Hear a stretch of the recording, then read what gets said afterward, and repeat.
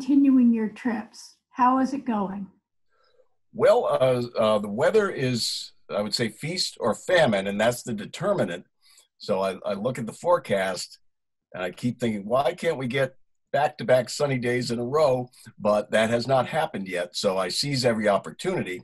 Fortunately, when the feast comes, it's been delicious. It's been just a couple of absolutely gorgeous days to paddle, and some challenging ones with a lot of wind as well. But any chance that the sun is out and the rain's not coming down, I try to get out on some route.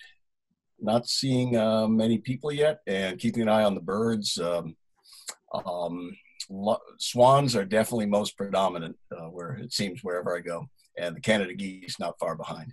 Your pieces are getting hundreds of hits. You know, I can credit the Relive app that puts together that fantastic sort of bird's eye animation afterwards as helping a lot, and being able to include the photographs along the way and have it pinpoint where I stopped to take the photograph really makes it an adventure for everybody. I enjoy sharing what I see out on the ponds, and quite often I'm all by myself. So it's wonderful to have that many people enjoying them, and definitely motivation to keep going.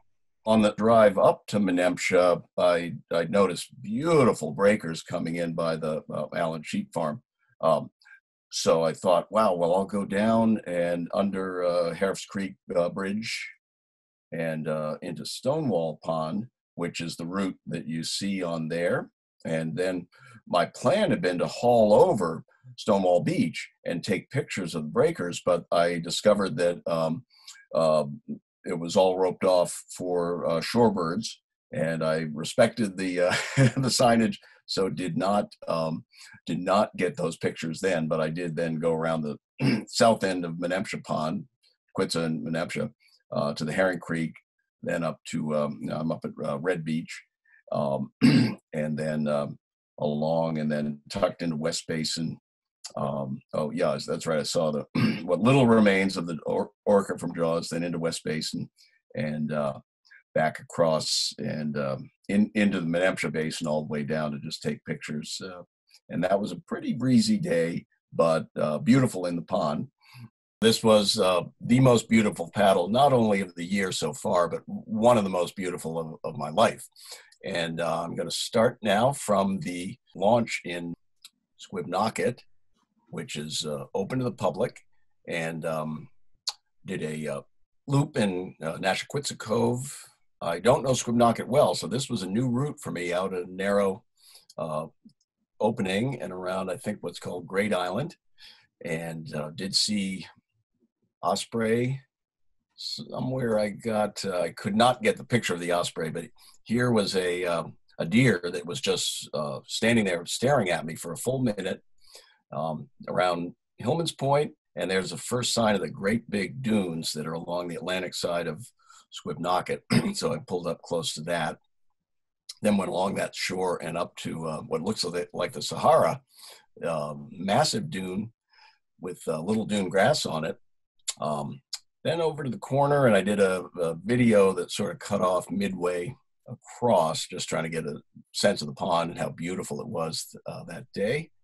Calm conditions. There's the big dune from the backside, and I like the gull sitting there on a rock. At first I thought it was an osprey, but I realized no. And here is the Herring Creek, which goes under State Road and into Menemsha Pond. You don't want to do that except at the right tide. One of the small islands in the middle, and then these rocks which had a array of birds on them. And then another beach grass island is very kind of hard to pick out with that lighting. Then back down and to the causeway and looped around. And then I pulled the boat out, walked over across and took shots of the surfers. It was a perfect day for them there. So absolutely ideal paddling conditions, surfing conditions, beach conditions. And I had the entire pond to myself, only saw humans down there by the Squibnocket parking lot. My intention was to paddle as many coves as I could. I left Sepiesa, headed left, and every time I saw the entrance to a cove, I went up and into it. They have a very convenient, they have two launches actually. This is the launch higher up the cove. And then there's the oyster boats and whatnot down closer to Sepiesa Point. This was Tisbury Pond, and there were 3 fawns drinking water there. I couldn't really get them too well with my zoom, and very narrow entrance to get in there. Then the longest cove, other than Town Cove itself, deep bottom, swans were at the headwaters of every single cove I went up into, and beautiful thumb cove there. Then out, and it's hard to see, but there's a little privy, a little outhouse on this compound there that really caught my eye. And another calm headwaters.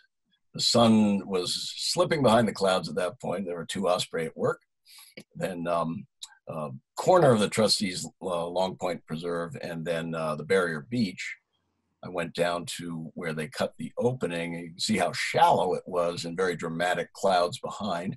And here I saw a gentleman walking his dog at what I call the Quansu corner of Tisbury Great Pond, up into Town Cove. And then there was a horse that was sort of looking at me. There were a number of them, curious, but by now I was getting tired and it was getting cold, and I didn't take as many pictures as I had in the first half of the trip.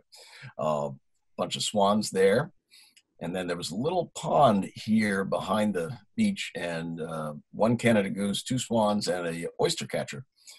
And around and back up into the narrows are a little hard to see in that photo, and I spun around. There were some fishermen on the point there that's on the land bank property, and hauled out. Looked at my mileage, and it was indeed 13.1, an exact half marathon distance-wise. I'm actually paddling a lot more than I would right now. So that is, every day I think about where can I go next, where are the conditions right.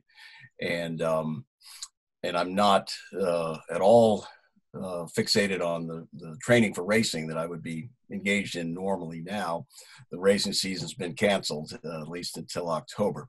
So this is really sort of I wouldn't say filling a void, but it's prompting me to get out and think about all the different routes, many of which I've already paddled, a few of which are new or haven't done for 25 years or so, and then of course watching the weather to try to get the right wind and current directions for certain trips.